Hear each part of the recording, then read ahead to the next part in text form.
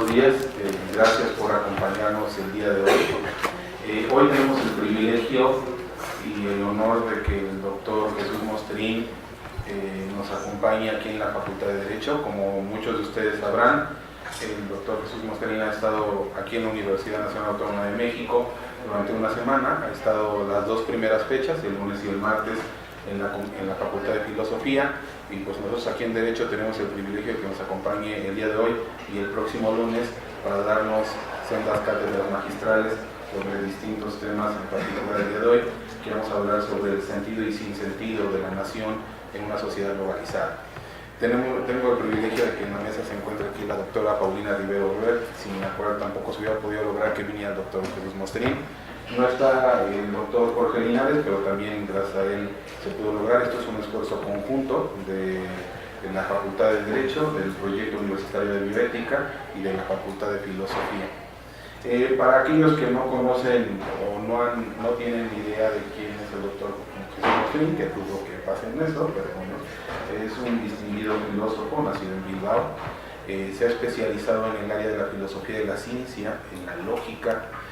Últimamente ha estado haciendo muchos trabajos sobre la cuestión de los animales. Aquí podemos ver los últimos dos trabajos que ha hecho sobre esta cuestión de los animales, y que para mi sorpresa, se lo comentaba el día que lo conocí, es una persona que para ser físico y matemático tiene un conocimiento del derecho exquisito. Pocas personas hablan de que es como habla él. Entonces tenemos este privilegio, sean ustedes bienvenidos. No sé si quieres decir algunas palabras, Paulina. Alfonso, nada más agradecerte, bueno, se escucha, ¿verdad? Nada más agradecerte pues el lugar que me das acá, de estar acá contigo en la mesa, y agradecerte toda la cooperación que tuviste con nosotros y con Jorge Linares para poder traer aquí a un filósofo de la talla de Mosterín que...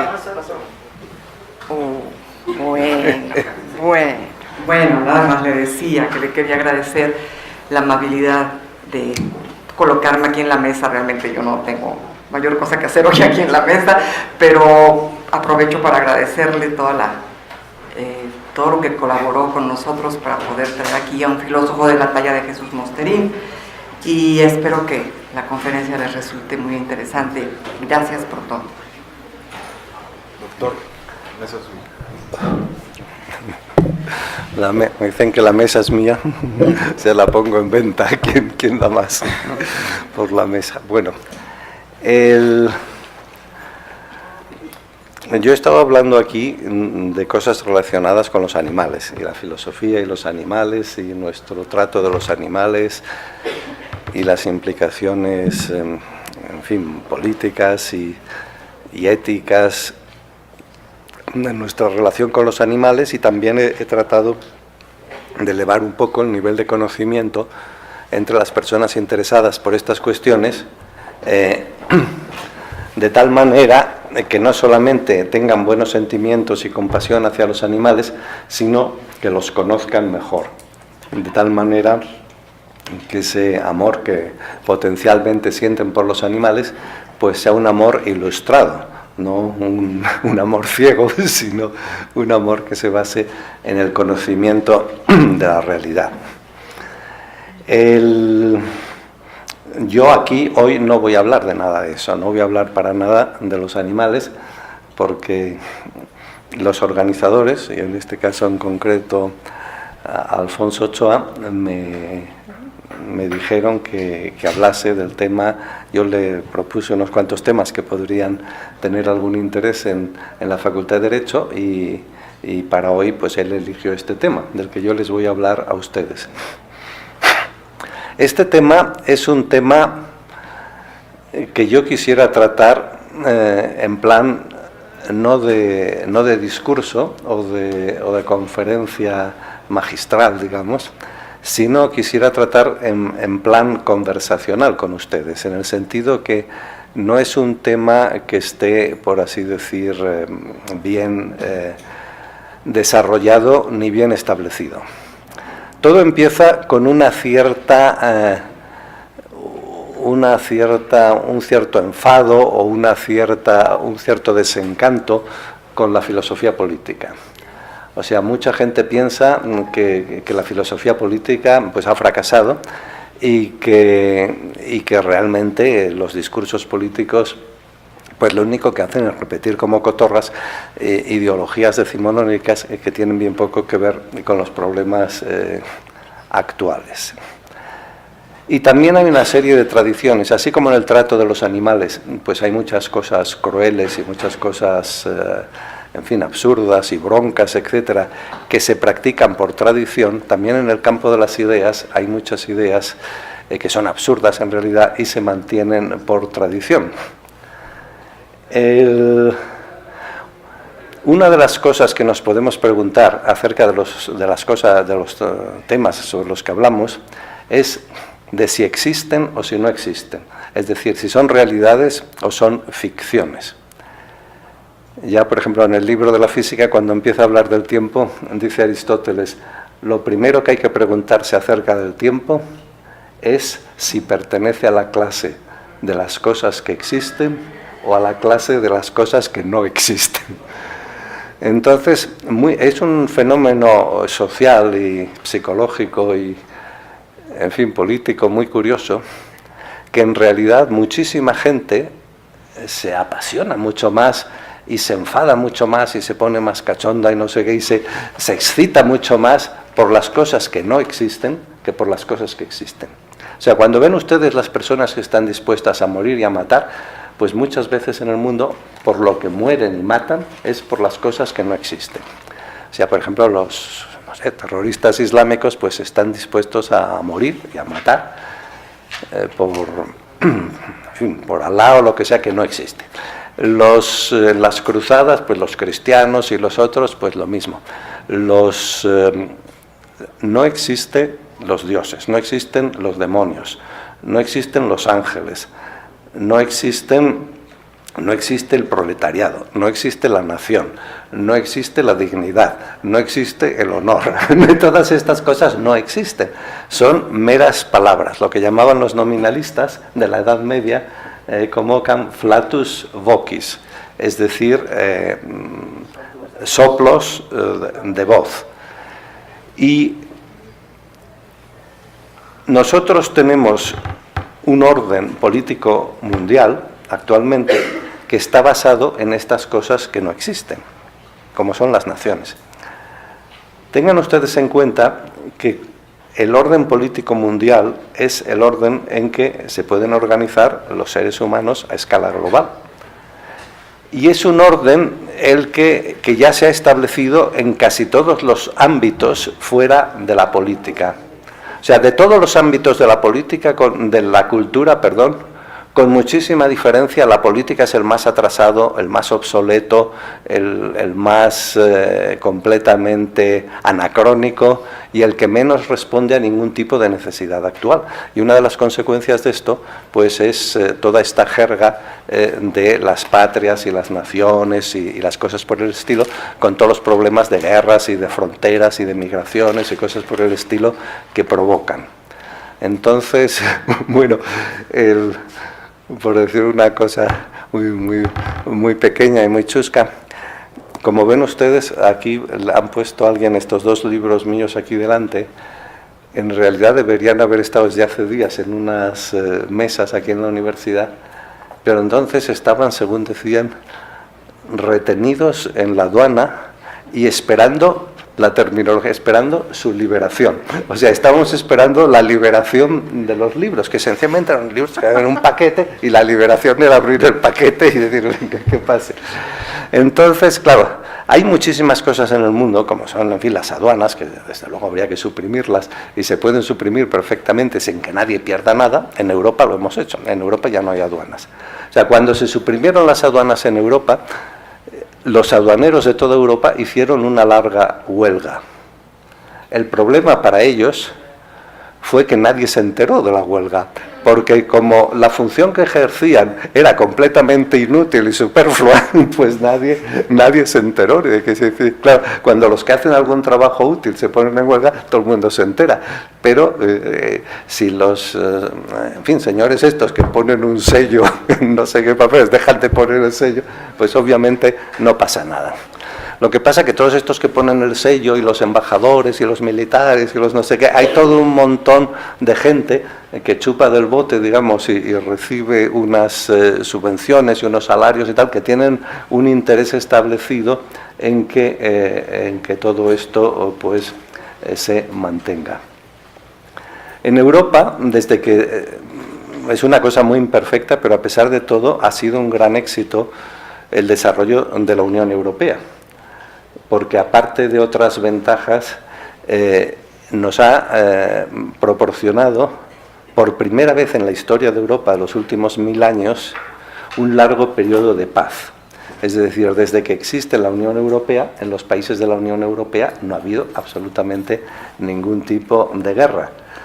Y bueno, quien dice eso, pues dice otras muchas cosas, otras iniciativas que se han podido ir tomando, incluso porque hablábamos antes y había hablado los días pasados de esto de los animales. En Europa se han ido tomando muchas iniciativas, incluso de cosas muy concretas, como que hay leyes que obligan a que todos los huevos que se vendan en tiendas o supermercados de Europa tengan un número impreso encima que indica el tipo de vida que lleva la gallina que ha puesto el huevo. Entonces, las gallinas que viven bien proporcionan huevos que merecen un 1. Las que viven un poco peor, un 2, etc. Y las que peor viven apretujadas en jaulas y tal, pues estas reciben un 5. Entonces, incluso, aunque está previsto ir prohibiendo los números más altos, de momento no está prohibido, pero muchísimos consumidores miran el número y lo tienen en cuenta sin necesidad de leyes, para evitar comprar huevos que vienen de animales que viven en condiciones infernales, donde por condición infernal entiendo una condición que es contraria al desarrollo de las pautas de conducta que están genéticamente preprogramadas en el animal en cuestión. Las gallinas, por ejemplo, tienen una necesidad absoluta de escarbar el suelo constantemente. Si se las pone en un suelo de alambre, pues entonces, aparte que se llagan las patas y tal, pues son completamente infelices. Bueno, hay algunas disquisiciones terminológicas que voy a hacer ya de entrada quizás. O sea, voy a hacer unas distinciones de conceptos. En primer lugar, bueno, como todos ustedes saben, no es que les enseñe nada nuevo, no es lo mismo, aunque a veces los políticos cuando hablan resulta un poco confuso, no es lo mismo la libertad que la democracia. En cierto modo son lo contrario. Es decir, la libertad consiste en que yo haga lo que yo quiero. Y la democracia consiste en que yo haga lo que los demás quieren. Entonces, bueno, se ha tratado de establecer un equilibrio, que es lo que se llama la democracia liberal, que trata de tener un poco de democracia y un poco de libertad, pero en realidad son dos cosas muy distintas. Desde ningún punto de vista, pues son lo mismo. También, por ejemplo, no es en absoluto lo mismo decir mundial que decir internacional. O sea, la teología esta de los nacionalismos y los patriotismos piensa, como piensan los católicos, que el mundo está lleno de ángeles y demonios, pues piensa que el mundo está lleno de naciones y que las naciones tienen su soberanía y tienen, en fin, su historia y tal. Y entonces incluso piensan que los estados deben gastar mucho dinero en tener ejércitos y cosas que protejan los intereses de la nación. Pero luego, cuando se hacen organismos para resolver los problemas del mundo, rara vez se hacen, a veces sí, organismos mundiales. Lo que se suelen hacer es organismos internacionales. Un organismo mundial es un organismo que se preocupa de ordenar la actividad y la convivencia de todos los seres humanos en el planeta Tierra. Mientras que un organismo internacional es una especie de, no sé cómo llamarlo, de sindicato, de gobiernos nacionales, que normalmente no conduce nunca a nada más que a un funcionamiento sumamente, sumamente absurdo. Piensen ustedes que en las Naciones Unidas, por ejemplo, pues hace unos años, cuando todavía vivía el dictador libio Muammar el Gaddafi, pues las Naciones Unidas crearon un organismo para estudiar los abusos de las libertades o lo de los derechos humanos y tal en todos los países. Y se formó esta comisión y se eligió como presidente de la comisión a Gaddafi. Si ustedes conocen la historia de Gaddafi, pues... ¿Y esto por qué? Si constantemente hay cosas de este tipo, esto es porque normalmente se forman enseguida alianzas y entonces si unos dan su voto a Gaddafi, supongamos para esto, Gaddafi a su vez da su voto para otra cosa y hay unos mercachifleos de influencias políticas en este sentido. Mientras que hay otros organismos que no. Los buenos organismos mundiales son organismos que no tienen nada que ver con las naciones y que en definitiva se ponen en manos de expertos. O sea, por ejemplo, en fin, si nosotros, la Cruz Roja Internacional, por ejemplo, pues no es un organismo que nombren los representantes de las diversas naciones. O por ejemplo, la Unión Astronómica Universal, o por ejemplo la FAO, que es la Organización de las Naciones Unidas para la Agricultura, o por ejemplo el Tribunal Penal Internacional, que es muy importante y que casi todos los países miran con desconfianza, incluidos los americanos, que no quieren saber nada del Tribunal Penal Internacional, lo cual es comprensible también, porque siempre tienen miedo de estos organismos internacionales donde las cosas se deciden por el voto casi siempre corrupto de los políticos nacionales. Pero en el mundo hay muchísimas cosas ahora que no dependen para nada de las naciones, como por ejemplo la ciencia. La ciencia es una importantísima empresa mundial, que es totalmente mundial y totalmente globalizada, y donde las naciones y sus representantes no tienen la más mínima influencia. Es decir, los descubrimientos científicos los hacen los científicos, son criticados o aceptados por los otros colegas, son publicados por revistas como Nature y tal, son presentados en congresos sociales, no son cosas que para nada decidan los organismos internacionales. Y quien dice la ciencia, dice por ejemplo Internet. En Internet, en los países concretos siempre hay protestas y líos y tal, porque dicen lo que en Ucrania, los rusos, los parlantes, los ucranioparlantes, los otros, que si los unos, que si los otros, a ver si el gobierno ahora que hay nos va a obligar a esto, nos va a obligar al otro. Miren ustedes Internet. En Internet nadie obliga a nadie a nada. O sea, ¿qué lengua tiene Internet? Ninguna, la que ustedes quieran. O incluso si, por ejemplo, suponiendo que en Internet no haya páginas web en lengua otomí, pues cualquiera de ustedes que hable otomí las puede crear mañana mismo, desde su casa, sin pedir permiso a nadie. Y quien dice esto, pues dice cualquier otra cosa. Por ejemplo, una enciclopedia que publica, yo estaba en Moscú, una gran enciclopedia rusa, antes soviética, todo es una cosa, unos edificios enormes llenos de funcionarios de estos que están ahí bostezando y de interferencias de los políticos y tal. Pero Wikipedia, que es la enciclopedia más amplia del mundo y en cierto sentido, aunque no la más fiable siempre, pero sí la mejor, en el sentido de la más amplia y tal, Wikipedia todo el mundo la puede hacer y todo el mundo la puede corregir. O sea que si ustedes vienen de un pueblo que no está en Wikipedia, esta misma tarde cualquiera de ustedes puede escribir el artículo. Y si se equivoca y da un dato sobre ese pueblo que no es correcto, cualquier otro vecino del pueblo puede acudir y corregirlo. Es decir, no hay que pedir permiso absolutamente a nadie. Esto que ocurre con la ciencia y que ocurre con Internet, pues ocurre con muchísimas otras cosas. Ocurre con la moda, por ejemplo. Ocurre desde luego con la economía.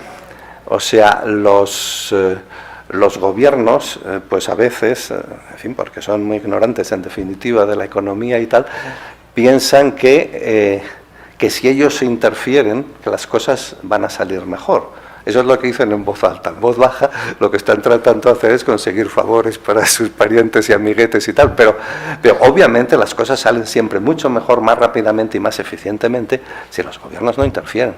Fíjense ustedes aquí en Latinoamérica, un país tan rico como Argentina, qué desastre de situación económica tiene constantemente. Ya los unos, los otros, los peronistas, los militares, los no sé cuántos. Y entonces todos han estado haciendo ahí unas cosas rarísimas, ideas geniales de los políticos. Bueno, acuérdense del corralito aquel famoso, del no sé qué. Es decir, que la economía funciona de una manera óptima si se la deja funcionar, y entonces para eso pues lo que hace falta son mercados globales y libres. O sea, lo mismo que en Europa, pues nos hemos beneficiado todos muchos de la creación y el desarrollo de la Unión Europea, que empezó por el mercado común europeo, y que nos permite que yo antes tenía que ir a no sé qué países a comprar no sé qué cosas, y ahora pues desde Barcelona o desde donde esté puedo comprar todos los productos que haya en Europa al mismo precio que los compraría si fuera a su lugar de origen. Y aquí en Norteamérica pues ustedes, en fin, iniciaron un proceso de hacer ¿cómo se llama esto de la América? El pacto este de América, de comercio libre de América, ¿cómo se llama? El Tratado de Libre Comercio, lo cual es una cosa formidable también. Lo que pasa es que se quedó en mantillas, esto no se desarrolló, porque incluso todos estos problemas absurdos que hay ahora en la frontera entre México y Estados Unidos, que no dejan pasar a la gente y qué tal, bueno, todos estos problemas no tienen sentido en un mercado libre. O sea, en un mercado libre hay libre circulación de las personas, de las mercancías, de las ideas, en fin, de todo de los servicios, de todo lo que ustedes quieran. Y el tipo de eficiencia que se alcanza mediante estos mecanismos es siempre incomparablemente mayor. China, por ejemplo, que había sido un país absolutamente paupérrimo. Yo he ido varias veces a China y, por ejemplo, voy la semana que viene otra vez. En China todo estaba o sea, había una pobreza espantosa. Los niños iban harapientos, se morían prácticamente por la calle, había unas hambrunas tremendas constantemente y tal, y todo esto se acabó. Ahora los niños van regordetes y con las mejillas son rosadas, todos van llenos de juguetes, de no sé qué, como además con el hijo único, pues al hijo único lo miman, por así decir, muchísimo. Y el gran despegue económico de China pues se produjo evidentemente cuando el mercado chino, que era completamente ineficiente, pues se flexibilizó.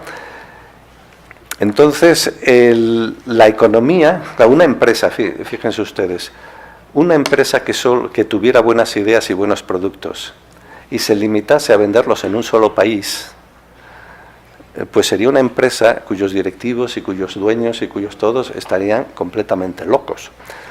O sea, si uno tiene malas ideas y productos no competitivos que no funcionan, lo lógico es que uno se arruine y haga bancarrota, y declare bancarrota. Pero al revés, si uno tiene buenas ideas, y por ejemplo, si yo produzco en México una bicicleta, qué sé yo, que produce música, por decir cualquier tontería, al compás de mi pedaleo, y que además pues tiene unos frenos especiales que son especialmente eficientes, etcétera, y esta bicicleta tiene éxito en México, pues naturalmente no tiene absolutamente ningún sentido que me limite a vender esta bicicleta en México. Lo lógico es que la vendan todo el mundo, si me dejan, claro. En muchos sitios, pues desgraciadamente no te dejan. Esto se ha ido produciendo en todos los ámbitos de la cultura. Piensen ustedes, por ejemplo, en la gastronomía. Yo me acuerdo que hace muchísimos años, la primera vez que fui a China, una de las gracias del viaje a China era descubrir la cocina china. Ahora, por ejemplo, en la ciudad de Barcelona hay unas 10 o 20 veces más restaurantes chinos que restaurantes catalanes. O sea, y quien dice chinos dice mexicanos, y dice indios, y dice franceses, italianos, tailandeses. Es decir, ya uno puede viajar por otras razones, pero no para descubrir nuevas gastronomías, porque uno puede descubrir todas las gastronomías habidas y por haber sin moverse de su sitio. En España, en la época de Franco, que había censura y tal, pues para comprar para ver según qué películas o comprar según qué libros había que hacer unos viajes muy complicados, a no sé dónde. Y entonces yo recuerdo haber hecho viajes con una maleta y haberme descoyuntado casi el brazo de pesada que era la maleta por los libros que me había comprado en París o en Londres, o que sea, trayéndolos y tal. Ahora eso no tiene ningún sentido. Ahora cualquier libro del mundo que quiero, pues o está en la librería de al lado o lo pido en internet o en Amazon o en cualquier cosa de estas. Es decir, y quien dice esto dice cualquier otra cosa. Es decir, que el comercio, la economía, la moda, el cine, la canción, la bolsa, la industria, la medicina. Antes, si uno viajaba por la Tierra, pues cada país tenía su propia medicina. Bueno, es bien famoso que una medicina bien original y característica era la medicina china, esta tradicional, con la acupuntura, en fin, con todas estas cosas. Entonces, esta medicina pues se basaba en muchos supuestos que eran pura y simplemente falsos, como por ejemplo que nosotros tenemos meridianos en los que se puede uno pinchar y tal, pero también la medicina occidental. La medicina occidental desde los griegos se basaba en lo que llamaban la teoría de los humores. La bilis negra, y los humores no existen, como los meridianos no existen. Es decir, las medicinas se han basado normalmente en cosas que no existían. Y normalmente, en la mayor parte de los casos, la gente ha salido mejor parada no yendo al médico que yendo al médico. Bueno, lo que podemos preguntarnos es, aparte de criticar la situación esta basada en los estados nacionales, bueno, ¿qué alternativa habría? Bueno, hay más elementos míticos en todo este asunto. Por ejemplo, una doctrina de las Naciones Unidas y que todos los dictadores y todos los presidentes del mundo la tienen muy cercana a su corazón, es lo que llaman la idea de la soberanía.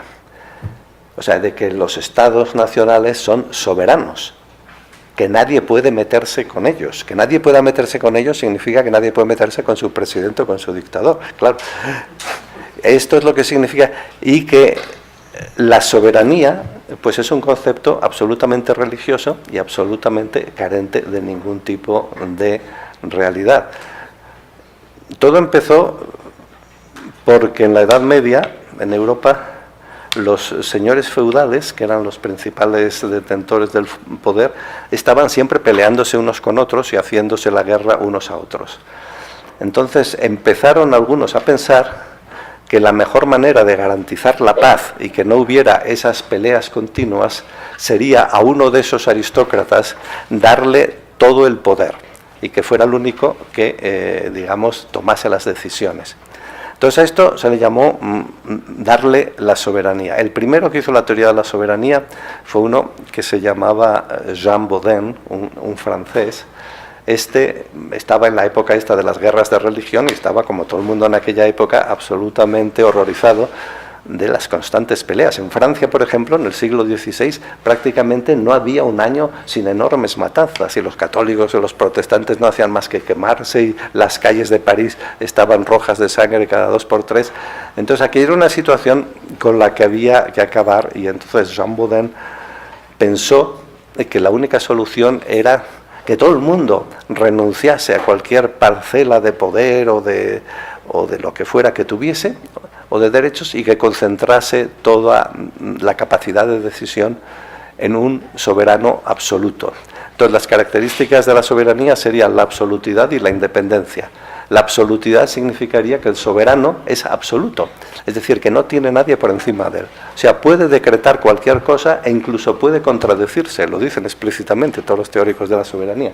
O sea que si el rey, por ejemplo, hoy ordena, por decir cualquier cosa, que todo el mundo se corte el pelo, si quiere, mañana puede dar la vuelta a la ley y puede prohibir que nadie se corte el pelo. O sea, y nadie, ni dentro ni fuera del país, si alguien dentro del país le quiere enmendar la plana, pues entonces se le puede cortar tranquilamente la cabeza, y si alguien fuera del país pues pone en duda sus decisiones, se le puede hacer la guerra. Esto es la soberanía. La primera justificación de la soberanía era religiosa. se decía que el verdadero soberano, el auténtico soberano, era Dios. Dios es el soberano del universo. Lo que pasa es que Dios puede delegar su soberanía, y la delega en el rey absoluto, que es la época, antes no había reyes absolutos, había feudalismo, pero a partir del siglo XVI y XVII se establecen los reyes absolutos, que son reyes por derecho divino. O sea, el único soberano indiscutible, que es Dios, delega sus poderes en el rey absoluto, y por lo tanto el rey absoluto pues es soberano. También esta noción de la soberanía y de la independencia, bueno, luego fue más adelante en el siglo XVIII, por gente como Rousseau y otros, fue puesta en relación con una nueva teoría romántica que había surgido, que era la teoría del nacionalismo, la noción de nación, que habían creado personas como Herder y como otros, y la noción de nación era una idea simplemente romántica. O sea, nadie sabía lo que era una nación, porque naturalmente está muy claro lo que es un territorio, está muy claro lo que es la población, está muy claro lo que es la tasa de natalidad, el número de nacimientos vivos por 1000 mujeres y año. Está muy claro lo que es la tasa de fecundidad, que es el número de nacimientos vivos por 1000 mujeres en edad reproductiva, digamos entre 15 y 50 años. Y hay muchas otras nociones que están muy claras, pero no está nada claro qué signifique, nunca ha significado nada la noción de nación. Por ejemplo, ¿es México una nación? Todas estas cantidades de gentes y de tribus y de tal que hay por ahí, ¿qué significa que son la misma nación? ¿Cuál es el origen de la palabra nación? Empezó en las universidades de la Edad Media, y naturalmente nación viene del verbo nascere, que en latín significa nacer. La nación es donde uno nace. Y entonces en las universidades europeas el personal se dividía, los profesores en facultades y los estudiantes en naciones. Por ejemplo, en la Universidad de París, que era la más importante de Europa, había 4 naciones, que era la nación francesa, la nación germánica, la Picardía y la Normandía. Y los otros tenían que adherirse a una de estas naciones. En la Universidad de Praga, por ejemplo, pues las naciones eran distintas. En la Universidad de Salamanca, cada universidad tenía sus naciones, que eran los lugares en que habían nacido los estudiantes. Esto no tenía evidentemente nada que ver con pretensiones estatales ni con pretensiones de ningún otro tipo. Lo que pasa es que los románticos, como Herder y otros, empezaron a pensar que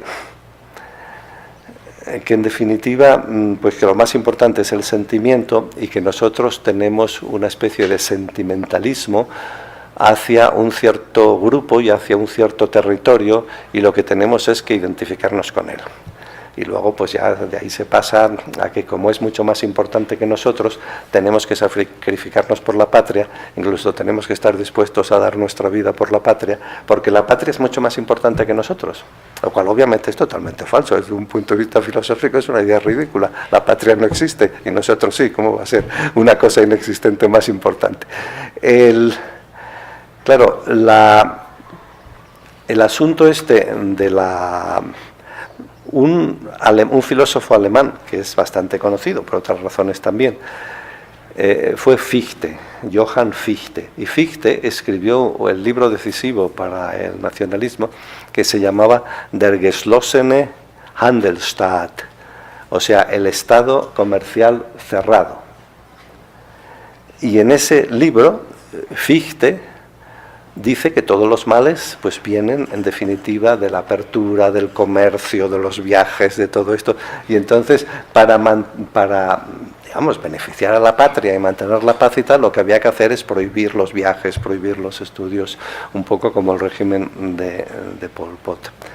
Esta idea del Estado comercial cerrado, pues, que es la idea de Fichte, pues ha repetido, digamos, muchísimas otras veces. Bien, las guerras mundiales que ha habido tanto en Asia como en Europa, pues han solido provenir todas de esta idea un poco absurda del nacionalismo. O sea, por ejemplo, en Europa se han celebrado hace poco el aniversario, el 100 aniversario del surgimiento de la Primera Guerra Mundial. Entonces, la Primera Guerra Mundial, los franceses decían que toda la culpa de todo la tenían los alemanes, y los alemanes decían que la culpa de todo la tenían los franceses. Y entonces la gente estaba exasperada porque ¿por qué diablos no empiezan de una vez a hacerse la guerra? Y se decían unos a otros, ¿pero qué hacéis ahí? Poneros en marcha, liquidar a estos sucios franceses. Y el otro decía, ¿pero qué hacéis ahí? Poneros en marcha, matad a estos malditos alemanes.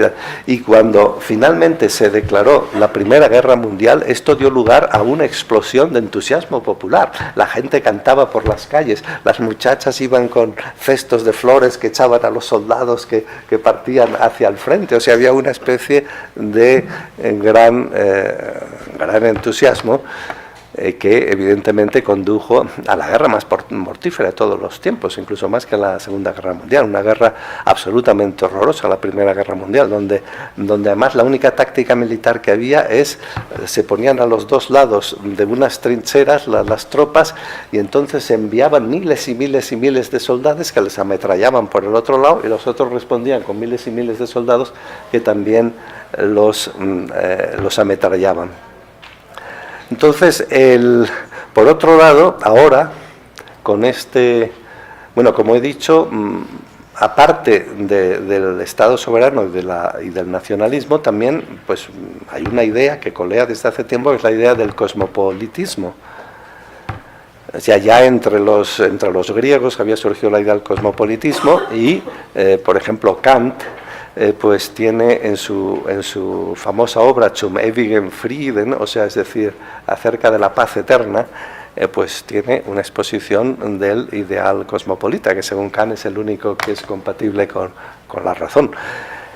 Ha habido otros muchos pensadores, por ejemplo, no solamente filósofos, Bertrand Russell, sí, el gran filósofo que era un decidido partidario del cosmopolitismo, y, por ejemplo, Einstein, que aunque era un gran físico, constantemente estaba interviniendo cosas a favor del cosmopolitismo, porque pensaba que este sistema de estados nacionales soberanos solo podía conducir a la guerra, y tenía miedo de que este tipo de guerras condujesen al uso masivo de las bombas atómicas, que él había contribuido en cierto modo a recomendar. Bueno, el Estado ahora, actualmente, si nosotros pensamos que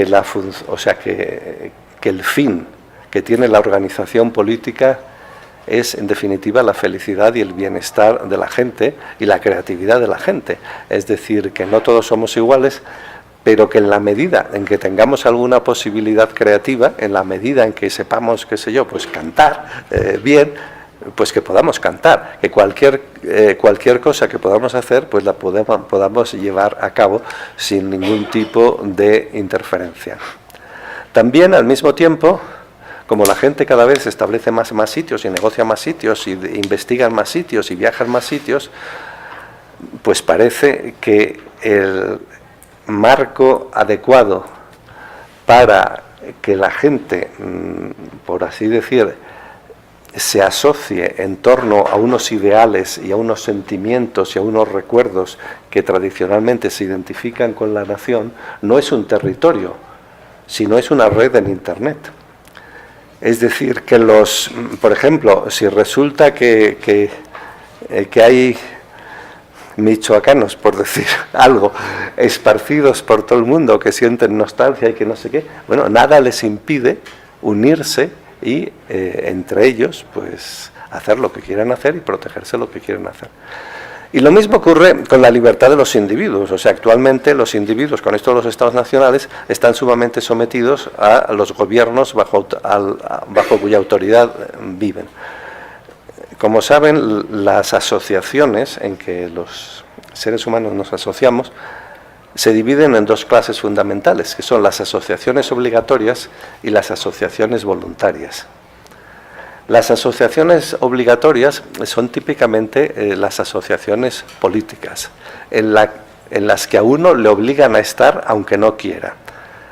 Entonces, bueno, nadie les ha preguntado a ustedes que si quieren ser mexicanos o que si quieren obedecer a este gobierno o al Distrito Federal. Es obligatorio. Mientras que, por el contrario, si ustedes se apuntan a un gimnasio, por ejemplo, porque consideran que les conviene hacer gimnasia, pues entonces pueden apuntarse al gimnasio que quieran. Y además, si un gimnasio no les gusta, pues pueden cambiarse de gimnasio. En muchos países hay muchas críticas, por ejemplo, al sistema de pensiones, que mucha gente lo encuentra ineficiente, corrupto, no sé qué tal. Bueno, ¿por qué no dejar que la gente, un poco, a lo sumo, se les puede obligar a que tengan todos un sistema de pensiones? Pero ¿por qué no dejarles que cada uno elija el sistema de pensiones que quiera? ¿Y por qué no dejarles que cada familia y cada padre elija para sus hijos la educación que quiera? ¿Y por qué si uno vive en Valladolid no puede elegir para sus hijos? Bueno, si es factible, pues el sistema de pensiones japonés y la educación, qué sé yo, que alemana. Es decir, que esto de que a todo el mundo, que hay un territorio determinado, que una de las tareas del gobierno nacional es unificar y homogeneizar al territorio y hacer que todos sean como espaguetis iguales cuando han pasado por el filtro, bueno, esto se entiende que les guste a los militares y que les guste pues a los gobernantes, pero no sé, desde un punto de vista, digamos, genérico, de quien no sea militar o poblacional, no se entiende muy bien qué ventaja puede tener. Entonces, bueno, como afortunadamente todas las personas que, bueno, en el mundo hay muchas cosas que van muy mal y cada vez peor, pero hay algunas que han ido mejorando. Es decir, que se han ido creando organismos como la Organización Mundial de Comercio, como el Banco Mundial, como el no sé qué y tal, que han tendido pues a resolver problemas a escala global, obviamente también a escala, por ejemplo, de protección de la naturaleza. Hay una organización que se llama el World Wildlife Fund, y que el Fondo para la Protección de la Naturaleza, que es muy importante y que en diversos sitios del mundo compra terrenos para establecer parques nacionales y pone guardas para proteger a los elefantes de los cazadores furtivos que en fin, que les matan para cortarles los colmillos y cosas por el estilo. Y otras, bueno, ahora, por ejemplo, en el mundo cada año hay una nueva variedad de gripe. Y afortunadamente ahora la Organización Mundial de la Salud ha establecido un sistema mundial que toma muestras de gripe constantemente y entonces trata de avisar a los fabricantes de vacunas contra la gripe de cuál va a ser la estructura de la próxima oleada de gripe. Y bueno, esto es una cosa importante y es una cosa pues muy eficiente.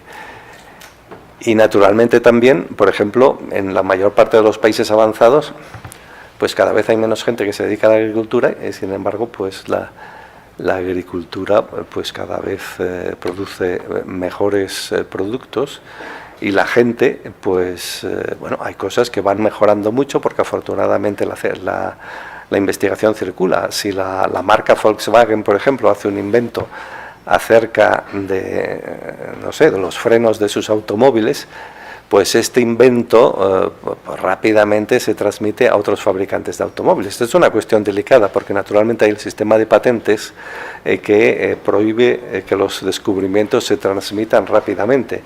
Y hay que tener cuidado, porque a veces, por ejemplo, como ya decía, algunos han tratado incluso de patentar descubrimientos científicos o patentar el descubrimiento de genes, mientras que esto ya prácticamente en todas partes se ha decidido que esto no se puede admitir, o sea que los genes, por cualquier producto natural, pues no se puede patentar. Pero las demás cosas hay que tener cuidado, porque si las patentes son muy cortas, entonces la gente no inventa y no investiga, y entonces el mundo pues se vuelve más atrasado y más pobre. Por otro lado, si las patentes son muy largas, entonces solamente el inventor pues se beneficia de ellas y los demás no se comen un rosco. Entonces siempre se llega a sistemas de equilibrio. El sistema de equilibrio al que se ha llegado en casi todas partes es que se reconoce al inventor el derecho a obtener los beneficios de su patente durante un periodo determinado, que suele ser, según los países, de 15 o 20 años, y a partir de ese momento, pues la patente esta es libre y se da a conocer en todos los medios. Y respecto a la investigación científica, pues naturalmente es libre en todas partes. Entonces, hay muchísimas cosas que son muy caras y que no sirven para nada. Por ejemplo, empezando por los ejércitos. Los ejércitos no sirven absolutamente para nada, no cumplen absolutamente ninguna función. Lo que sí es necesaria, naturalmente, es la policía, porque todavía está lejano el día en que una mezcla de, digamos, de eugenesia científica y de educación muy avanzada, pues produzca unos seres humanos de los que esté ausente todo rasgo de agresión y violencia y robo y tal, pero no estamos todavía ahí. Es decir, que en todas partes del mundo pues hay tendencias agresivas. Aquí mismo, de esto que hablábamos de los animales en México, piensen ustedes que México, que es, en fin, un país maravilloso y muy bonito desde muchos puntos de vista, pero es un país también que tiene una reputación muy mala desde el punto de vista de ser un país bronco, un país violento, un país donde los narcos andan matando gente y mujeres y no sé qué todos los días, un país donde hay corridas de toros, donde hay peleas de gallos, donde hay todas estas cosas, donde incluso las iniciativas, digamos, para acabar con esto, pues al final se bloquean y se esconden por no se sabe qué instrucciones de la superioridad. Entonces, bueno, todas estas cosas se resolverían mucho más fácilmente si hubiera algún tipo de sistema mundial que se ocupase de ellas. Es decir, si las corridas de toros, por ejemplo, no solo las corridas de toros, pero en fin, ya que hablamos de esto, si son una barbaridad y una crueldad y una cosa absolutamente inútil y absurda y que no sirve para nada, ¿por qué, en vez de, digamos, pelearse por prohibirlas en México o en no sé dónde, tal, por qué no prohibirlas en todo el mundo, pura y simple y directamente? O lo mismo, cuando en las ballenas, que son los animales más grandes que nunca ha habido en el océano, como saben ustedes, hace unos 30 años, fueron casi exterminadas completamente, fueron cazadas hasta el borde mismo del exterminio. Y entonces personas preocupadas, influyentes y tal, lograron crear la Comisión Ballenera Internacional, International Whaling Commission, que tomó medidas, por ejemplo, para crear una reserva natural para ballenas en torno a la Antártida, tomó medidas para impedir que se cazasen las ballenas que estaban más en peligro, y entonces, incluso todavía ahora, hace solo unos 2 o 3 meses, los japoneses seguían cazando ballenas diciendo que era para fines científicos. Y así sí las cazamos, pero no para comer, sino para investigar, lo cual era absurdo y nadie se lo creía.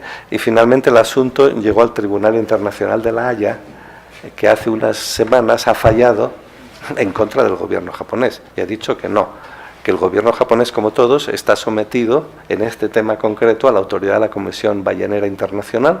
O sea, no se reconoce la soberanía del gobierno, sino se reconoce la autoridad superior de este organismo mundial, y que por lo tanto tienen que dejar de practicar la pesca de ballenas por motivos científicos, que aparte de ser un escarnio y una cosa completamente absurda, pues porque además de tanto cazar ballenas con motivos científicos no han descubierto nunca la más mínima cosa. Bueno, todos los problemas, si se refieren a la naturaleza, si se refieren a la economía, todas estas, por ejemplo, fluctuaciones entre las monedas, pues también, evidentemente, las economías mundiales de todos los países saldrían muy beneficiadas si hubiera, en definitiva, una moneda única. Y si esta moneda única no dependiese en absoluto de ningún gobierno, o sea, fuera totalmente independiente de los gobiernos, y como ocurre y hubiese una banca central mundial hecha de expertos y de los mejores economistas que se ocupasen, pues en fin, de mantener la estabilidad de la moneda y las cosas que se quieren alcanzar de esta moneda.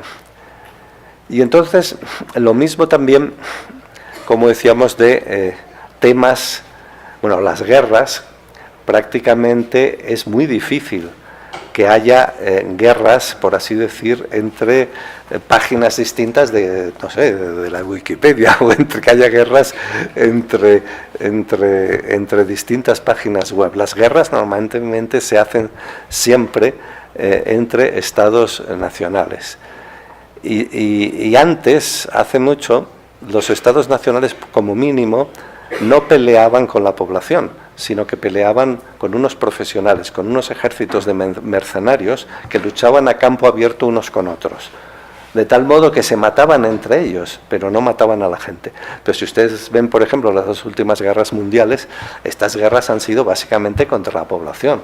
O sea, por eso cada una de estas guerras ha producido más de 40 millones de muertos, que los soldados eran una ínfima parte. O sea que o digamos, temas problemáticos como las migraciones, en todas partes hay muchas discusiones. En España están muy asustados con la migración de los que vienen de Marruecos y de África, en definitiva. Lo cual es comprensible por dos razones. Una razón es porque en Europa la población está estabilizada, mientras que África, pues África Negra es un volcán demográfico en erupción. O sea, está creciendo la población. Y países relativamente, bueno, no muy importantes como Nigeria, ya dentro de unos 10 años van a tener más habitantes que toda Europa. O sea, los países del África subsahariana, que son los más pobres del mundo, son los más pobres del mundo, entre otras razones, porque se reproducen tanto. Entonces, como se reproducen tanto y no tienen ninguna posibilidad de ganarse la vida, lo que hacen es tratar de ir hacia el norte. Y entonces en el norte, pues los españoles y los italianos y los otros y tal, pues no hacen más que tratar de impedírselo. Pero de todos modos, esta situación pues es una situación que a largo plazo es absurda, porque lo único que tiene sentido a largo plazo es que no haya fronteras y que cada ser humano se establezca donde quiera, sin pedir permiso a nadie, sin pedir visado, sin tener pasaporte, que cada persona se establezca donde quiera y haga lo que quiera y tenga acceso a todos los puestos de trabajo que hay en el país donde está, incluido el de presidente de la República. O sea, yo la primera vez que vine aquí a México, no me acuerdo que tenía una discusión con alguien y me dijo algo así como, bueno, yo creía que era un chiste, pero resulta que no. Me dijo, de todos modos, no te entusiasmes demasiado, porque como tú no eres mexicano, no puedes ser presidente de la República. Y bueno, pero ¿por qué no? Incluso en la misma Francia ahora, el presidente de gobierno de Francia, que es Manuel Valls, el jefe de gobierno francés, Manuel Valls, sabrán algunos de ustedes, pues es nacido en Barcelona, de padres españoles. Y la nueva alcaldesa de París, desde hace unos meses, es Anne Hidalgo, que es una española nacida en Cádiz. O sea que es el equivalente para París, no sé cómo se llama aquí en el Distrito Federal, el que más manda, el regente, ¿qué? Jefe de gobierno. Pues la jefe de gobierno de París es Ana Hidalgo, que es una española de Cádiz, y el jefe de gobierno de toda Francia es Manuel Valls, pues que en definitiva es uno de Barcelona. Y pues en la Unión Europea todas estas cosas ahora pues están reduciendo afortunadamente su importancia, pero ¿por qué no? O sea, es cuando nosotros ponemos límite a lo que los demás puedan hacer, lo único que estamos haciendo es echarnos arena en nuestros propios ojos. Porque, por ejemplo, si nosotros necesitamos un buen ministro, no sé de qué, de salud, por decir algo, ya sería una casualidad extraña que la persona más adecuada para ser un buen ministro de salud en México fuese un mexicano. ¿Por qué? ¿Por qué no puede ser un japonés? ¿Por qué no puede ser un sudafricano? O sea, ¿por qué no puede ser un italiano? ¿O por qué no puede ser un guatemalteco? Es decir, la idea esta de que no hay que buscar a las personas más adecuadas para realizar las tareas, sino hay que constituirse en una especie de mafia nacionalista que cierre filas y se protejan unos a otros, pues es una idea que al final es contraproducente. Una de las razones principales por las cuales las universidades norteamericanas aparecen, las famosas por lo menos, aparecen tan altas en todos los rankings mundiales de universidades, es que las universidades norteamericanas siempre han tenido una política de contratar extranjeros y no tienen absolutamente ninguna limitación, digamos, en ese sentido. No todas, claro. O sea, en Estados Unidos tengan ustedes en cuenta que están las mejores universidades del mundo y las peores universidades del mundo. Las dos están en Estados Unidos. En Estados Unidos, por ejemplo, es legal y existe, y mucho. Cualquiera de ustedes puede fundar una universidad en la cual expida títulos de lo que quiera, abogado, en fin, como esta es una facultad de Derecho, el título aquí que es de abogado o de licenciado en Derecho. Bueno, ustedes, por ejemplo, pueden ir a Houston o pueden ir a donde quieran, a Chicago, y pueden establecer una facultad de Derecho. Y pueden poner anuncios en los periódicos diciendo que a partir de mañana o de cuando quieran, la facultad tal expedirá el título de licenciado en Derecho a cualquier persona que satisfaga la módica cantidad de $320, supongamos.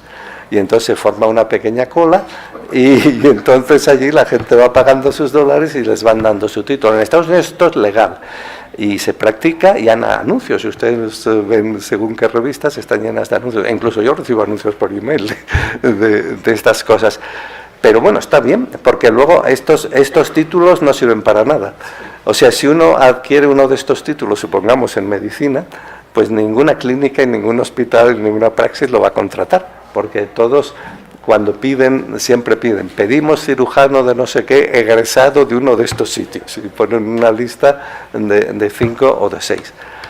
Bueno, entonces, yo quería decir solo que una de las razones por las cuales las buenas universidades americanas pues son tan buenas y tan exitosas es que son muy poco nacionalistas con frecuencia y tienen una gran cantidad de profesorado de todo el mundo. Incluso a veces lo van a buscar. Por ejemplo, en el famoso Instituto Avanzado de Estudios Avanzados de Princeton, en su momento más brillante, que era realmente el corazón intelectual del mundo, pues allí estaban Einstein, y estaba Gödel, y estaba von Neumann, y estaban todas las lumbreras intelectuales del mundo, pero no estaban por casualidad, sino que el propio Instituto de Estudios Avanzados había mandado una especie de casi representantes comerciales por todo el mundo y por toda Europa, buscando los mejores intelectuales y los mejores científicos para ofrecerles que se fueran allí al Instituto de Estudios Avanzados. Entonces, un mundo en el cual cualquiera es candidato a cualquier cosa es un mundo que optimiza que los que de verdad alcancen las tareas y las posiciones, etcétera, pues sean los óptimos para eso. Y en todo el mundo está lleno de, si ustedes viajan por el mundo y hablan con gente, se encontrarán que hay una cantidad increíble de problemas burocráticos. Hay millones de personas empantanadas en todo el mundo. En Estados Unidos buscando la green card de no sé qué, en el otro sitio buscando no sé cuántos.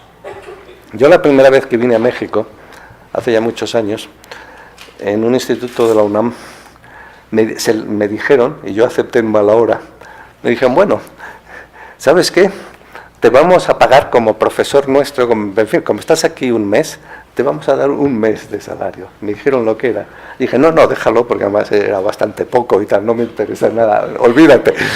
Y dije, no, es que no es porque tú lo quieras, sino que es una cosa de pundonor, que queremos que pagarte y tal. Dije, bueno, ya me parecía un poco raro.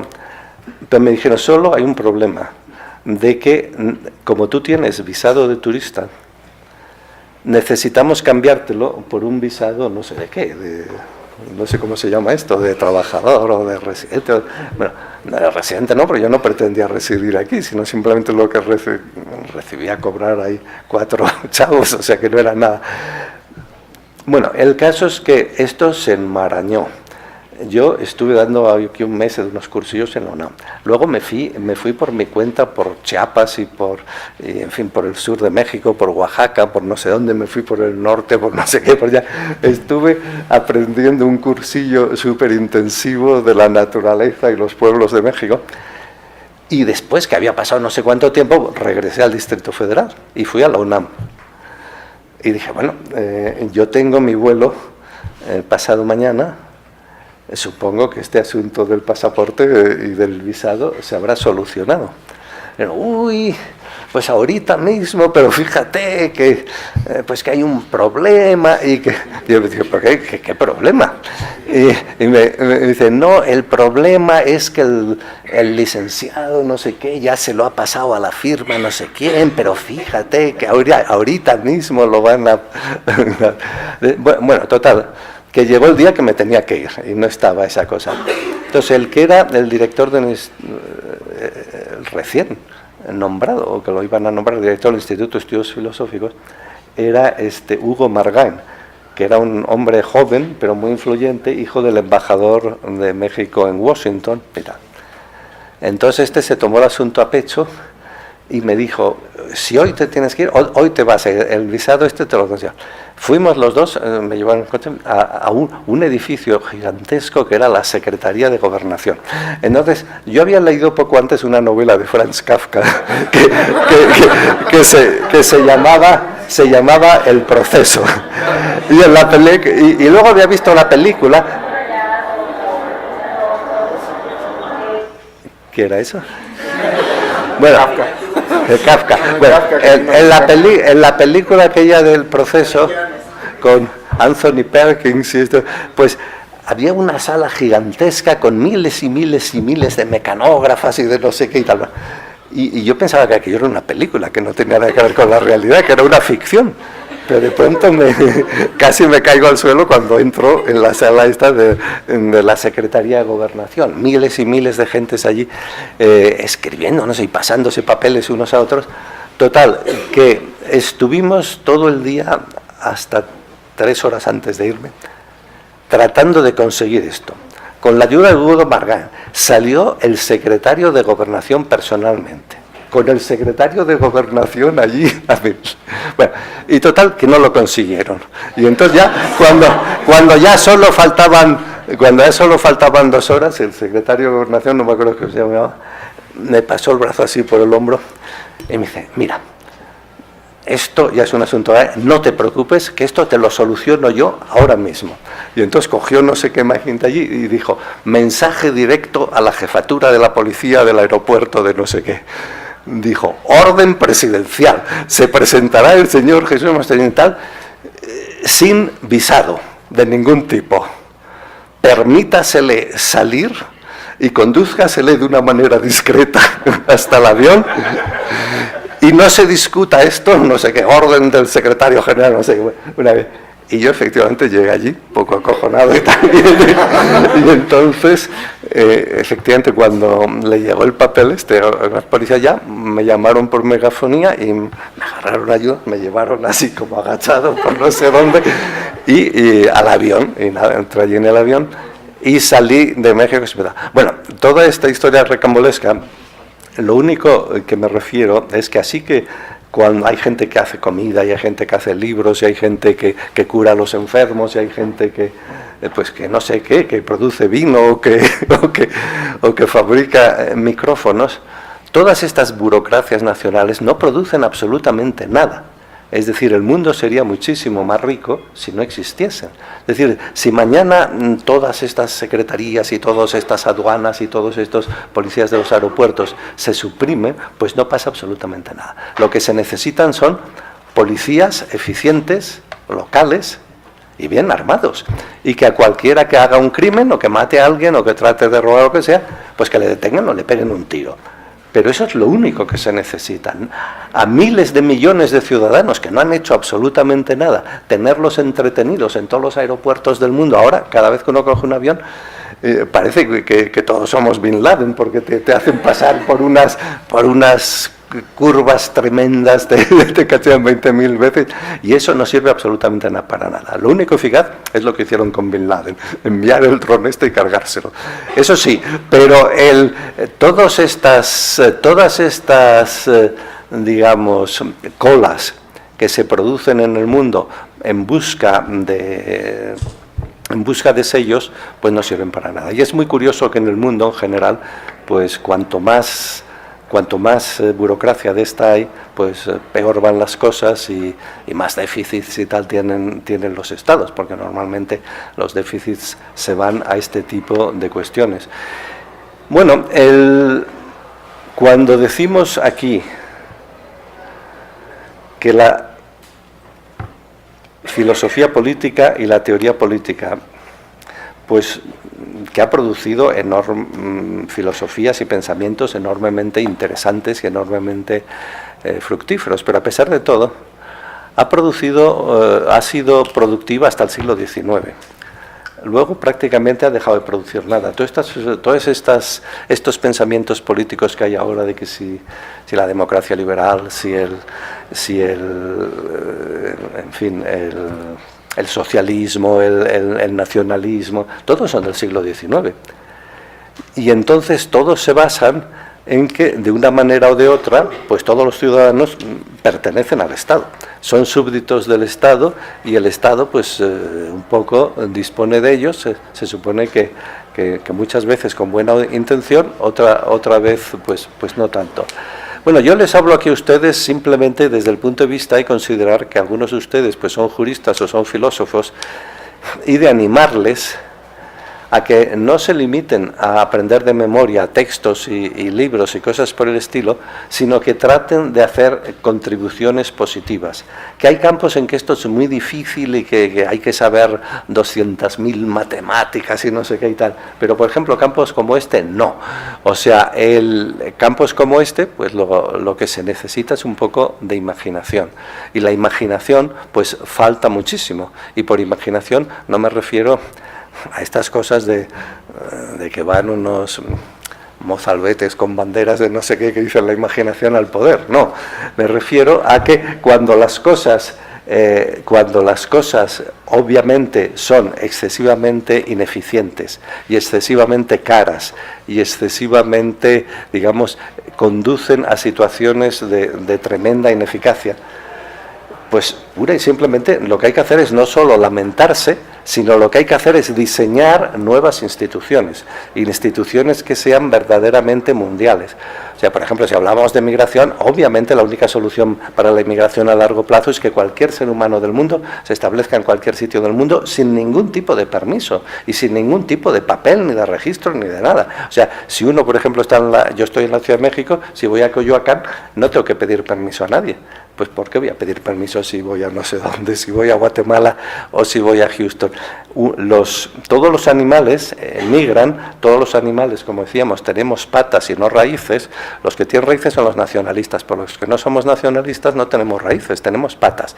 Y con las patas podemos andar, podemos movernos de un sitio a otro y podemos tratar de optimizar las chances que tenemos en nuestra vida. O sea, un estudiante, ¿por qué no va a tratar de estudiar en el sitio donde más le convenga? Y un obrero, ¿por qué no va a tratar de trabajar donde más vaya a aprender o más vaya a ganar o lo que él quiera? Y lo mismo ocurre con todas las demás cosas. Es decir, que el mundo óptimo que habría que ir diseñando entre todos, pues evidentemente tiene que conservar muchas cosas buenas que hay en el mundo incluida, en fin, pues la tecnología médica, o incluida la ciencia, o incluida también pues los diversos sistemas estos de comunicación, de la fotografía, internet, la radio, la televisión, etcétera. Pero también hay muchas cosas que evidentemente pues habría que suprimir. Y entonces no habría que pensar siempre que lo que nos conviene a los habitantes de un país es mantener fuera a los habitantes de los otros países, porque eso es completamente absurdo. Lo que se opone a esto a veces es una idea izquierdista, digamos, o socialista, como se la quiere llamar, la idea de que hay que establecer para todo el mundo una seguridad social que ayude y subvencione a los pobres. Entonces, lo peor que se puede hacer para los pobres de verdad, que normalmente son de otros países, porque entonces, como la gente muy razonablemente no quiere pagar grandes impuestos de su bolsillo para dárselos a no sé qué pobres negritos que vienen de África, pues entonces lo que dicen es que hay que cerrar las fronteras a los que vienen de África, que los que vienen de África son los parásitos, que vienen solo a chuparnos la sangre, que lo que quieren es que nosotros trabajemos para ellos, pues ¿por qué no trabajan ellos y tal? Y este tipo de cosas. Entonces yo pienso que se puede y se debe discutir si un extranjero que va a un sitio tiene que recibir ningún tipo de subvención. Pero lo que me parece que no se puede ni se debe discutir es que cualquier extranjero que va a cualquier lugar del mundo pueda trabajar y ganarse la vida él mismo, con su propio esfuerzo, sin que nadie le subvencione. Y entonces no hay ningún argumento racional para que nadie de ningún país se oponga a esto, porque es algo que hace a estos países pues mucho más ricos, aparte que es mucho más divertido. O sea, las ciudades más divertidas del mundo siempre son ciudades muy multiculturales y multirraciales y tal, y bueno, ahora mismo pues en las... pues en Barcelona mismo, en Madrid o lo que sea, pues se ve todo tipo de gentes, incluso en el metro y tal, lo que es mucho más divertido que antes, son unos catalanotes más o menos aburridos y tal. Y en el Londres, por ejemplo, pues también, pues o en San Francisco, lo que sea, son sitios que se ve una gran variedad de tipos humanos. Bueno, y aquí por la mera constitución ya del país, pues en México evidentemente también se ven muchos tipos de personas, y entonces estas personas, pues cuando los filósofos clásicos de la política pensaban que el mayor enigma de la filosofía política es que cómo es posible que alguien renuncie voluntariamente a su libertad. Porque decían cosas de estas: nacemos libres, pero enseguida los gobiernos y los reyes y tal nos hacen esclavos. ¿Cómo es que lo aceptamos? ¿Cómo esto es posible? Y entonces inventaron una hipótesis, en fin, que no se tomaban demasiado en serio desde un punto de vista histórico, que era, como saben ustedes, la hipótesis de que en un momento dado los seres humanos, esas tendencias agresivas y crueles que tenemos los seres humanos, habrían conducido a una guerra generalizada de unos con otros. Y entonces la vida habría sido absolutamente horrible, porque todo el mundo estaría absolutamente temblando de miedo de que le rompiesen la crisma en cualquier momento. Y entonces decían los Hobbes y compañía y tal, decían que, bueno, pues que la gente se reunió en una especie de asamblea y dijeron: bueno, vamos a renunciar a nuestra libertad y vamos a poner nuestro poder de decisión en manos de un rey, para que el rey por lo menos nos libre de que nos rompan la cabeza, nos libre de la violencia y nos libre de la muerte. Y esta es la única teoría que se les ocurrió. No sé si tenían razón o no, pero en cualquier caso ahora podemos aspirar a un orden político que no se base necesariamente en el miedo y en la rotura de la cabeza, sino que se base precisamente en la eficiencia. ¿Cómo podemos organizarnos para que ganemos lo más posible? ¿Cómo podemos organizarnos para que inventemos lo más posible? ¿Cómo podemos organizarnos para ser lo más libres posibles? ¿Cómo podemos organizarlos para, en cualquier orden de la vida que nos interese, pues dar de sí todo lo que nosotros podemos dar de sí? ¿Cómo podemos romper todos los límites y barreras que nos ponen obstáculos? Bueno, esto pues yo creo que es la tarea fundamental, que es una tarea de diseño de la filosofía política, y esta tarea pues requiere varias cosas. Una cosa requiere reflexiones filosóficas, otra cosa requiere leyes, requiere una estructura jurídica, y otra cosa, pues que es todavía mucho más complicada que estas dos, requiere implementación en la práctica contra los intereses creados de todas estas. Pero claro, esto en Europa, por ejemplo, esto que decía de las migraciones, en el Mediterráneo ahora se ha convertido en un cementerio, porque los africanos estos que llegan, pues muchos se hunden en las pateras estas en las que tratan de llevarlos a Europa. Pero por otro lado también nadie, ni en Europa ni en ningún sitio, pues les dice a estos africanos, porque son estados independientes soberanos, que tienen que reproducirse menos. O sea, la ayuda que les dan muchísimos miles de millones de dólares constantemente en ayuda, y esta ayuda básicamente para lo que sirve es para engrosar las cuentas corrientes de los dictadores y militares que gobiernan estos países. Y entonces Bueno, si uno va a París, por ejemplo, a los hoteles más lujosos de París, pues se encuentra que una proporción exagerada cuando...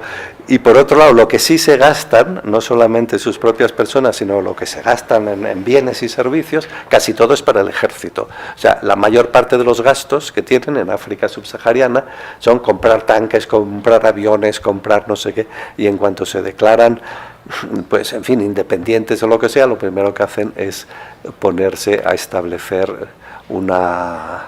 Bueno, yo voy a acabar aquí, porque esto, como ven ustedes, es una cosa bastante deslavazada, no es un discurso, ni es una teoría, ni es una propuesta que yo les fuera a hacer a ustedes, pero sí que pienso que los que nos dedicamos al pensamiento y en las instituciones, en fin, como esta, que se dedican a estas cosas, pues deberíamos ser conscientes de que la mera inercia no nos va a conducir a solucionar muchas cosas. Así como los fabricantes de coches, pues de vez en cuando han construido coches nuevos y han inventado el motor diésel y el motor tal y el motor no sé qué y tal, pues que también hay que inventar pues nuevas instituciones políticas que básicamente se basen en dar mayor bienestar y mayor libertad a la gente. Porque, por ejemplo, si yo tengo una pensión ahora en España, es una pensión que tengo, pero a lo mejor me habría gustado más tener una pensión japonesa, porque me gustan más las pensiones japonesas, pero no puedo. Y yo no entiendo por qué. Porque si yo elijo que quiero tener una pensión determinada que hay en Japón, o que no hay en ningún sitio, que está en internet o donde sea, yo voy a pagar por esa pensión de mi bolsillo. Y por otro lado, si me parece que el sistema digamos, de pensiones que me obligan a tener, pues que es un desastre y tal, pues ¿por qué voy a pagar por ese sistema? O sea, la optimización de las tareas no se produce obligando a la gente a hacer lo que consideran que es subóptimo, sino la optimización se obtiene animando a la gente a no conformarse, a crear y diseñar cosas nuevas y a probarlas, porque muchas cosas que parece que son muy buenas, cuando uno las prueba, pues resulta que al final no funcionan. Bueno, yo espero que si vuelvo alguna otra vez por aquí y a ustedes les siga interesando el tema, que les pueda exponer una cosa más estructurada y que ustedes también me puedan responder con sugerencias que se les ocurran, porque esta es una tarea que está por hacer. O sea, hay cosas, yo por ejemplo soy también profesor de lógica matemática, supongamos, la lógica matemática ha alcanzado una perfección absoluta, suprema, maravillosa, y entonces prácticamente lo único que puede decir uno es amén. Entonces, como dicen algunos también, se ha muerto de éxito. Es decir, casi todos los problemas abiertos ya se han solucionado y los pocos que no se han solucionado se ha demostrado que son insolubles. Con lo cual la investigación ha alcanzado pues un cierto nivel de madurez. Pero en estos temas de los que estamos hablando, no. En estos temas de los que estamos hablando, tengan ustedes en cuenta que ahora mismo que estamos hablando del asunto, hay un cierto, yo espero que muy pequeño, pero hay un cierto peligro de guerra entre China y Japón. ¿Y por qué hay un cierto peligro de guerra? Que Dios nos libre. ¿Por qué hay un cierto peligro de guerra entre China y Japón? Porque entre China y Japón hay un mar donde hay dos trocitos de roca que son de tamaño menor que este auditorio y donde no hay nada, ni vive nadie. Pero de todos modos, tanto China como Japón ya han anunciado en los últimos años que incrementan sus presupuestos de defensa en no sé cuántos miles de millones de billones para vigilar al enemigo y estar pero bueno, no pasará nada. Pero si hay algún error, que a veces hay errores, ya saben ustedes esto de que todo lo que puede salir mal saldrá, pues una guerra entre China y Japón, que actualmente bueno, son dos de las potencias más grandes y dinámicas del mundo, pues realmente sería verdaderamente horrorosa y verdaderamente trágica. Y lo mismo se dice, bueno, en Latinoamérica, por ejemplo, pues todas las guerras. O sea, en Latinoamérica, cuando Perú dice que un trozo de frontera con Ecuador le pertenece a Perú, y Ecuador que le pertenece a Ecuador, y entonces están dispuestos a ir a la guerra. En un momento dado, el presidente, que entonces era Fujimori, firmó un tratado de paz provisional con los ecuatorianos, diciendo que en los próximos 2 años no iban a hacerse la guerra por el tema de esta frontera. Y en Iquitos, que es la capital de la Amazonía peruana, estallaron grandes manifestaciones de protesta porque decían que lo que hay que hacer es la guerra, claro, hay que hacer la guerra a Ecuador. En Bolivia también tiene una historia de estas absurda de fronteras con Chile, con el norte de Chile, y entonces en todas las escuelas de Bolivia, si van ustedes allí y lo verán si las visitan, entonces cuando se acaba, no sé, a las 2 o cuando se acaba la enseñanza, entonces en el medio del patio se iza la bandera de Bolivia y se canta no sé qué, y entonces el maestro grita: ¡muera Chile! Y todos los alumnos responden: ¡muera! Todos los días. O sea que esto es naturalmente una preparación psicológica para la guerra. Bueno, ahora ya no hay ningún peligro en esto, pero entre Chile y Argentina han estado constantemente con cosas de estas. Por ejemplo, respecto a los atlas, o sea, ustedes saben, un atlas es un libro de mapas.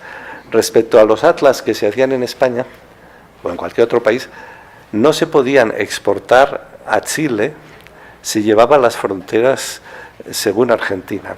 Y no se podían llevar a Argentina si llevaban las fronteras según Chile. Bueno, parece que la solución es poner de verdad, porque lo que dice el tratado que tienen es que la frontera pasa por los picos más altos de los Andes. Pero entonces hay que determinar la altura de estos picos. Y entonces hay un instituto militar argentino que determina cuál es la altura y un instituto militar chileno que determina cuál es la altura. Y estas alturas son distintas. Y entonces todos los intentos de tratar de introducir un poco de verdad o de razonabilidad en los mapas, a lo que conduce es a que los prohíben en los 2 países. O sea, la única posibilidad de exportar mapas o de exportar atlas a Argentina y Chile es hacer 2 ediciones distintas, donde a los montes se les ponga unas alturas distintas y por lo tanto la frontera pase por 2 sitios distintos. Entonces, uno se pregunta, ¿para qué sirve todo esto? O sea, uno se pregunta, ¿quién pierde algo si se abren pura y simplemente todas las fronteras? En América misma, si todas las fronteras desde la Patagonia hasta Alaska se anulan, bueno, seguramente que si uno lo plantea le va a decir: uy, esto es muy utópico, es muy difícil, hay muchas cosas, ¿no? Hay muchos intereses, hay un grupo, ahorita mismo todavía no, vuelva usted mañana y tal. Pero la verdad es que no son problemas difíciles u objetivos como son el problema de encontrar el bosón de Higgs, o el problema de enviar un hombre a la luna, o el problema de encontrar una cura para el SIDA. O sea, hay muchos problemas que son muy difíciles, pero estos problemas de los que estamos hablando, la verdad es que son bastante sencillos. Y si se abren las fronteras y se permiten las emigraciones, etcétera, los países como territorios y como, digamos, reservorios de culturas y tal, pues no van a desaparecer por eso, evidentemente. Y lo que sí se disminuirá mucho es la democracia. O sea, hay una visión ingenua de la democracia, como si la democracia fuese la Virgen del Pilar o la Virgen de Guadalupe, y que la democracia, pues, en fin, lo arregla todo y es como una santa y no sé qué. Pues no, la democracia es un régimen político bastante malo. Como decía Churchill, lo único bueno que se puede decir de ella es que las alternativas que se han ensayado hasta ahora son todavía peores. Pero la democracia griega, por ejemplo, pues era clásica, un desastre completo. A cualquiera, por cualquier acusación, lo condenaban a muerte y allí mismo, antes de que acabase la asamblea, pues lo decapitaban. O sea, y además era una democracia muy sui generis, naturalmente. Bueno, las mujeres no formaban parte, los extranjeros no formaban parte, los esclavos no formaban parte. O sea, si vas a ver al final, pues solamente había el 10% de la población. Lo que pasa es que si tú das a la gente la posibilidad de que la gente, por ejemplo, coma lo que quiera, se eduque donde quiera, alguien podría pensar, bueno, el problema de la comida es muy importante. ¿Por qué no creamos una Secretaría Nacional de Comida y ponemos ahí a 20.000 funcionarios que se dediquen a pasarse papeles entre ellos y al final decidan lo que tenemos que comer? Bueno, se puede hacer, pero es mucho más sencillo dejar que cada uno coma lo que quiera.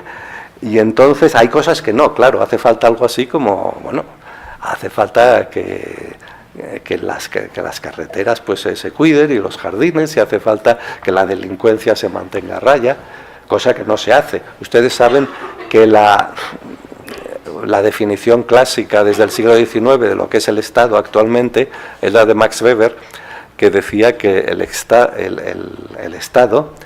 es la agencia de seguridad que tiene el monopolio de la violencia legal en un territorio determinado. En este sentido, alguien podría decir que el Estado mexicano no existe, porque evidentemente no tiene el monopolio de la violencia, sino que en muchas zonas de México pues hay otros focos, por así decir, de violencia. Pero vamos, con todos estos problemas que tiene México, pues no es ni mucho menos de los sitios que más problemas tienen. O sea, yo creo que México pues está en el medio y está en una situación que ustedes pues tienen muchísimas, en fin, hasta cierto punto son afortunados de estar en un país tan bonito y que ha habido aquí mucha vivacidad cultural también en muchos sentidos, pero hay que llevar las cosas hasta el final. Y lo mismo que hay que prohibir pues los espectáculos crueles con animales, y hay que prohibir la ganadería cruel con animales, y hay que prohibir todo este maltrato a animales, pues también hay que prohibir pues que haya en fin, personas y niños y tal, lo que sea, en unas situaciones inadecuadas, y sobre todo hay que prohibir que grupos que no son el Estado tengan sus propias agencias de seguridad y de violencia que impidan que exista aquí una agencia de seguridad que tenga el monopolio de la violencia legal. Y en el norte, por ejemplo, que yo he estado y tal, pues me he encontrado con que gran parte de la delincuencia y de los narcos y tal están también muy relacionados con el mundo del maltrato de los animales.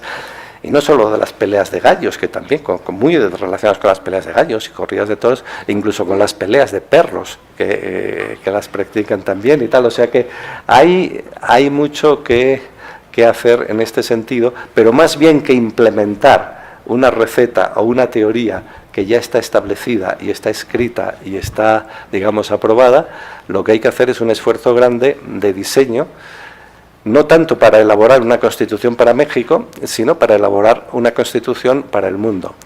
Y esta esta constitución, de lo que tiene que tratar, me parece, no es de maximizar el bienestar de los mexicanos, ni de los españoles, ni de los rusos, sino el bienestar general de la humanidad, e incluso más allá de la humanidad, el bienestar general de todas las criaturas vivas. Bueno, esperemos que todos podamos aportar una piedrita a este programa. Gracias por su atención.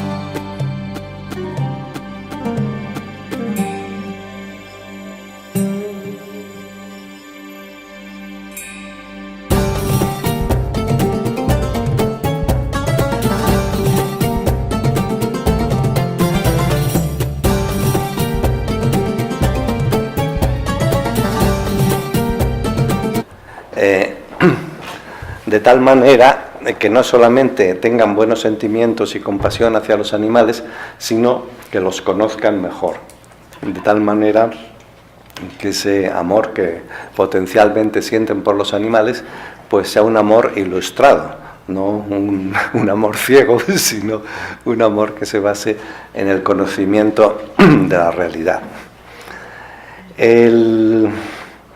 Yo aquí hoy no voy a hablar de nada de eso, no voy a hablar para nada de los animales, porque los organizadores, y en este caso en concreto Alfonso Ochoa, me dijeron que hablase del tema. Yo le propuse unos cuantos temas que podrían tener algún interés en la Facultad de Derecho, y para hoy pues él eligió este tema, del que yo les voy a hablar a ustedes.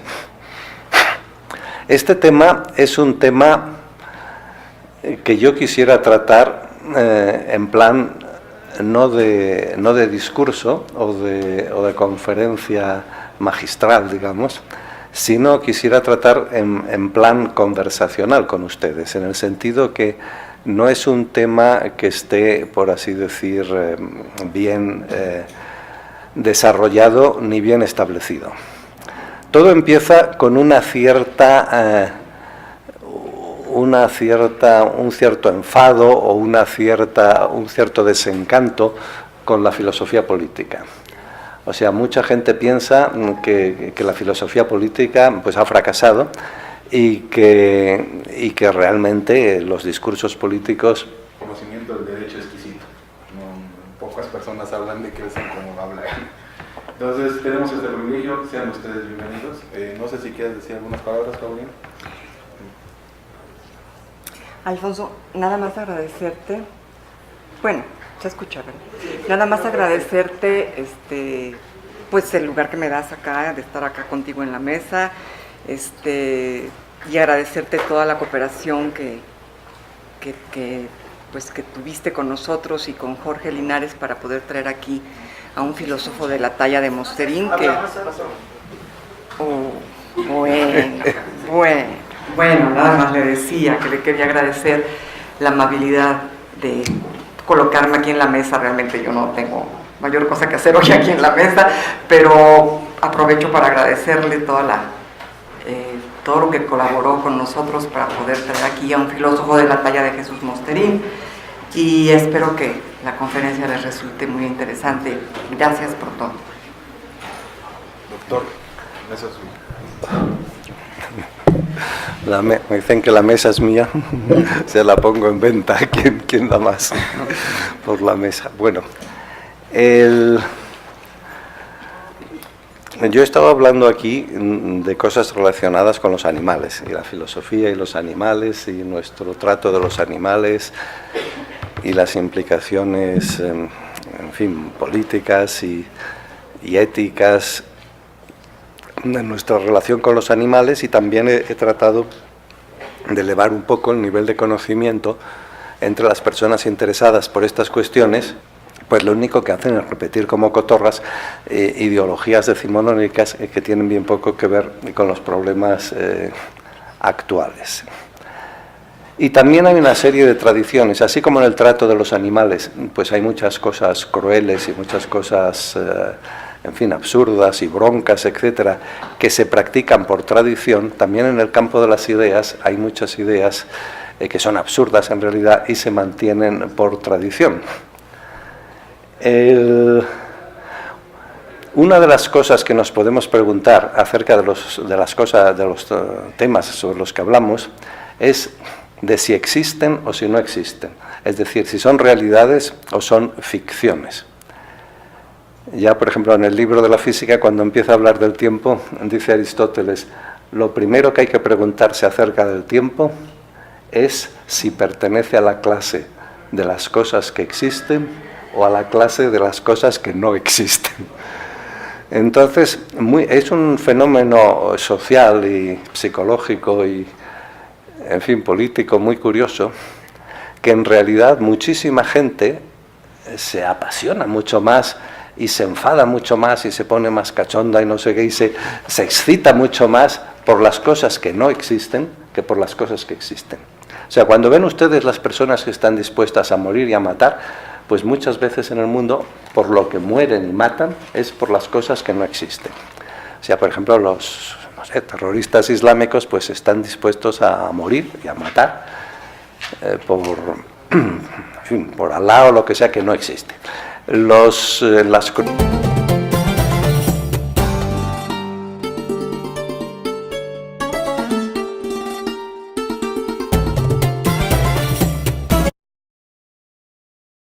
Buenos días, gracias por acompañarnos el día de hoy.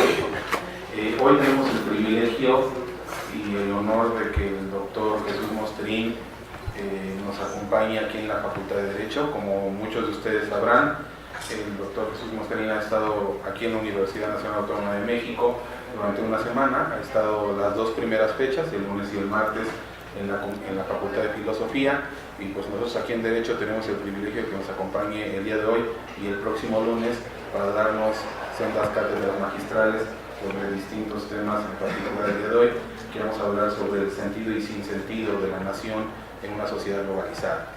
Tengo el privilegio de que en la mesa se encuentre aquí la doctora Paulina Rivero Robert, sin la cual tampoco se hubiera podido lograr que viniera el doctor Jesús Mostrín. No está el doctor Jorge Linares, pero también gracias a él se pudo lograr. Esto es un esfuerzo conjunto de la Facultad de Derecho, del Proyecto Universitario de Bioética y de la Facultad de Filosofía. Para aquellos que no conocen o no tienen idea de quién es el doctor Jesús Mostrín, que dudo que pasen eso, pero bueno, es un distinguido filósofo nacido en Bilbao. Se ha especializado en el área de la filosofía de la ciencia, en la lógica. Últimamente ha estado haciendo muchos trabajos sobre la cuestión de los animales. Aquí podemos ver los últimos dos trabajos que ha hecho sobre esta cuestión de los animales, y que para mi sorpresa, se lo comentaba el día que lo conocí, es una persona que para ser físico y matemático tiene un